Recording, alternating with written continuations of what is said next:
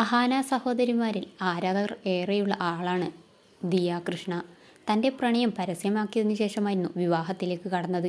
വിശേഷങ്ങളെല്ലാം social മീഡിയയിലൂടെയായി Diya പങ്കുവച്ചിരുന്നു. Best friend ഭർത്താവായി വന്നതിൽ സന്തോഷമാണ്. മുൻപ് എങ്ങനെയായിരുന്നോ അതുപോലെ തന്നെയാണ് ഞങ്ങൾ ഇപ്പോഴും. പ്രഗ്നൻ്റ് ആയപ്പോൾ കുറേയേറെ മാറ്റങ്ങൾ ജീവിതത്തിൽ ഉണ്ടായി. ഛർദിയും ക്ഷീണവും ഒക്കെയായി ആദ്യത്തെ 3 മാസം കടന്നുപോയി. ഇപ്പോഴാണ് അതൊക്കെ മാറി എല്ലാം എൻജോയ് ചെയ്ത് തുടങ്ങിയത്. Q&Aയിലൂടെയായിരുന്നു അശ്വിനും ദിയയും വിശേഷങ്ങൾ പങ്കുവച്ചത്. പ്രഗ്നൻസിയിലെ ഹണിമൂൺ ഫേസ് എന്ന് എനിക്ക് തോന്നിയത് 4-ാം മാസം മുതലാണ്.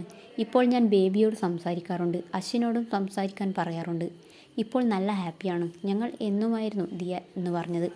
3-ാം മാസം കഴിഞ്ഞപ്പോഴാണ് ഛർദിയൊക്കെ കുറഞ്ഞത്. മോർണിംഗ് സിക്നസ് മാത്രമേ ഉള്ളൂ. ഇപ്പോൾ ഛർദി വരികയാണെങ്കിൽ എനിക്ക് മനസ്സിലാവും. ഡോക്ടർ ടാബ്ലറ്റുകൾ തന്നിരുന്നു.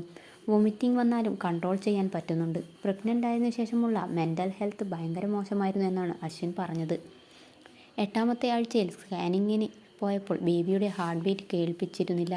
ബേബിയെ കാണാനും പറ്റിയിരുന്നില്ല. അന്ന് ബേബിയുമായി കണക്ഷനൊന്നും ഫീൽ ചെയ്തിരുന്നില്ല. അത് കഴിഞ്ഞുള്ള സ്കാനിങ്ങിൽ ബേബിയെ കാണിച്ചു തന്നിരുന്നു. ഹാർട്ട് ബീറ്റും കേട്ടിരുന്നു. കൈയും കാലുമൊക്കെ കാണിച്ച് മൂവ്മെൻറ്റും കണ്ടിരുന്നു.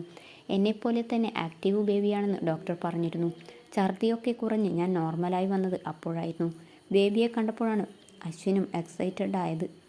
ചാമ്പങ്ങയായിരുന്നു കഴിക്കാൻ കൂടുതലും ആഗ്രഹിച്ചത്. അത്രയേറെ ഇഷ്ടമായിരുന്നു. അത് കിട്ടാതെ വന്നപ്പോഴാണ് മറ്റുള്ള സാധനങ്ങൾ കഴിച്ചത്.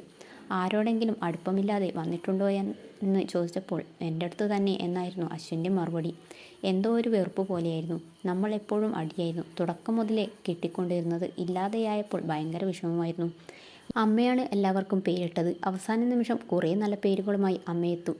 ഞാൻ ഇതുവരെ പേരൊന്നും കണ്ടുവച്ചിട്ടില്ല. എനിക്ക് ഗേൾ ബേബിയാണ് വേണ്ടത്. ആരോഗ്യത്തോടെയുള്ളൊരു ബേബി എന്നതിനാണ് പ്രഥമ പരിഗണന.